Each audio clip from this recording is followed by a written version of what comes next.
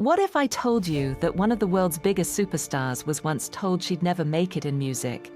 That she was rejected by every major label in Nashville before the age of 16? And that her journey from small-town dreamer to global icon reveals secrets about persistence and reinvention that could transform your own life? This is the real Taylor Swift story. Not the headlines, not the controversies, but the incredible journey of a young girl who refused to give up on her dreams, even when the entire music industry said no. By the end of this video, you'll understand the 3 key decisions that launched her from country music outcast to pop culture phenomenon, and why her story is really about much more than just music. But first, make sure to subscribe because we're diving deep into one of the most fascinating success stories of our generation. December 13th, 1989. A baby girl is born in West Reading, Pennsylvania, to Scott and Andrea Swift. They name her Taylor Allison Swift, and while they have no idea what the future holds, this little girl will one day sell over 200 million records worldwide and become one of the most influential artists of the 21st century. But Taylor's path to superstardom begins in the most unlikely place: a Christmas tree farm in rural Pennsylvania. Her father owned a farm where families would come to cut down their holiday trees, and young Taylor would spend her childhood surrounded by nature, country music, and the simple values that would later define her songwriting.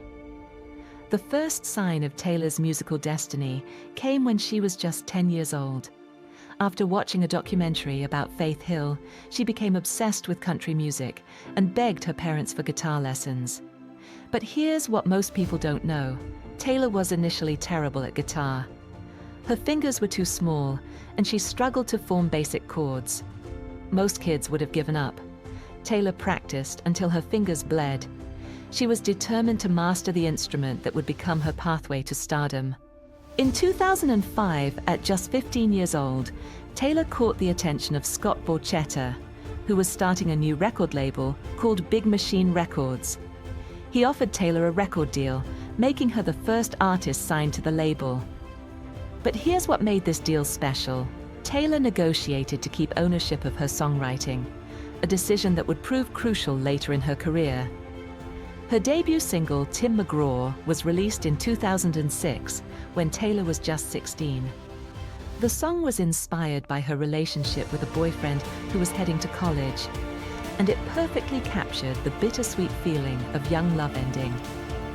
The song became a hit on country radio and introduced the world to Taylor's unique ability to turn personal experiences into universal emotions. Her first album, simply titled Taylor Swift, was released in October 2006. Critics weren't sure what to make of this teenage country singer who wrote all her own songs. Some dismissed her as just another young artist who would quickly fade away. They were very, very wrong.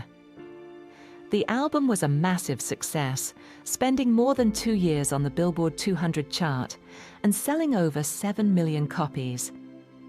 But more importantly, it established Taylor as a serious songwriter who could connect with audiences in a way that veteran artists envied. Songs like Teardrops on My Guitar and Our Song became anthems for teenage girls who finally had an artist who understood their experiences. Taylor wasn't singing about abstract concepts. She was sharing real stories from her own life, and fans could tell the difference. By 2008, Taylor had released her second album, Fearless, which would become the turning point that launched her into superstardom. The album featured hits like Love Story and You Belong With Me, songs that crossed over from country radio to mainstream pop stations. But here's what most people don't understand about Taylor's early success. It wasn't just about the music. It was about her incredible work ethic and business savvy. While other artists relied on their record labels to handle marketing and promotion, Taylor was personally involved in every aspect of her career. She designed her own merchandise, planned her own meet and greets, and even baked cookies for radio station employees who played her songs. This hands-on approach would later become a trademark of Taylor's career. The moment that changed everything happened at the 2009 MTV Video Music Awards. Taylor had just won the award for Best Female Video for You Belong With Me when Kanye West stormed the stage, grabbed her microphone, and declared that Beyoncé should have won instead. Taylor stood there, shocked and humiliated, in front of millions of viewers. The audience booed, and the moment became one of the most controversial in awards show history. Many artists might have been devastated by such public embarrassment, but Taylor used it as fuel for her artistic fire. The incident taught Taylor an important lesson about the music industry, that she needed to be prepared to defend herself and control her own narrative. This experience would later influence her decision to speak out about industry issues and take control of her career in ways that few artists ever dare to attempt. The success of 1989 was unprecedented. The album sold over 10 million copies worldwide and produced multiple #1 hits, including Blank Space and Bad Blood. But more importantly, it established Taylor as a pop culture icon who could reinvent herself while maintaining her core fan base. However, Taylor's biggest challenge was yet to come. In 2016, her carefully crafted public image faced its greatest test during a highly publicized feud with Kanye West and Kim Kardashian. The controversy involved a phone call recording that appeared to show Taylor approving lyrics about herself in Kanye's song Famous. The backlash was swift and brutal. Social media exploded with snake emojis directed at Taylor, and many people accused her of lying about her involvement in the song. For the first time in her career, Taylor's honesty, the foundation of her entire brand, was being questioned by millions of people. Most celebrities would have immediately held press conferences or gone on apology tours. Taylor chose a different strategy. She disappeared. For almost a year, she stayed out of the public eye, focusing on her personal relationships and writing new music. This period of exile led to the creation of Reputation, perhaps Taylor's most personal and defiant album. The lead single, Look What You Made Me Do, was a direct response to her critics and showed a darker, more aggressive side of Taylor that fans had never seen before. The album was controversial but successful, proving that Taylor's fan base remained loyal even when the general public turned against her. More importantly, it demonstrated Taylor's ability to transform personal pain into artistic triumph. But the real vindication came years later, when the full, unedited recording of the Kanye phone call was leaked, proving that Taylor had been telling the truth all along. The incident taught her valuable lessons about controlling her own narrative and not letting others define her story.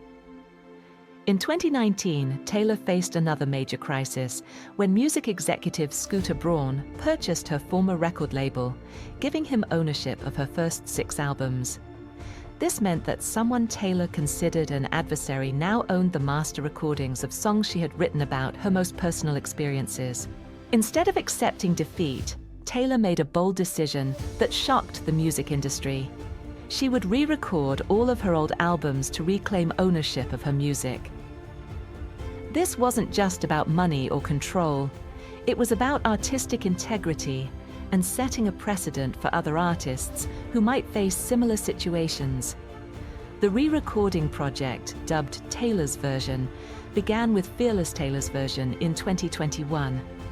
The album was both a commercial and critical success, proving that Taylor could recreate the magic of her original recordings while adding the wisdom and experience of her matured voice. But Taylor didn't stop there. She began releasing previously unreleased songs from her vault, giving fans new material while reclaiming her artistic legacy. Each re-recorded album became an event that generated massive media attention and reinforced Taylor's reputation as an artist who fights for her creative rights. Today, Taylor Swift is more than just a musician. She's a business mogul, cultural icon, and advocate for artist rights. Her net worth exceeds $1 billion, making her one of the wealthiest self-made women in entertainment history. But perhaps more importantly, she's proven that authenticity, hard work, and strategic thinking can overcome any obstacle. From a rejected 11-year-old with a demo CD to a global superstar who fills stadiums and breaks streaming records, Taylor's journey shows us that success isn't just about talent. It's about persistence, evolution, and never compromising your core values. The girl who once practiced guitar until her fingers bled has become an inspiration to millions of people who face their own rejections and setbacks. If Taylor Swift's incredible journey inspired you, make sure to subscribe for more stories about people who refuse to give up on their dreams. Drop a comment below telling me which part of Taylor's story resonates most with you. Thanks for watching, and remember, your story is still being written.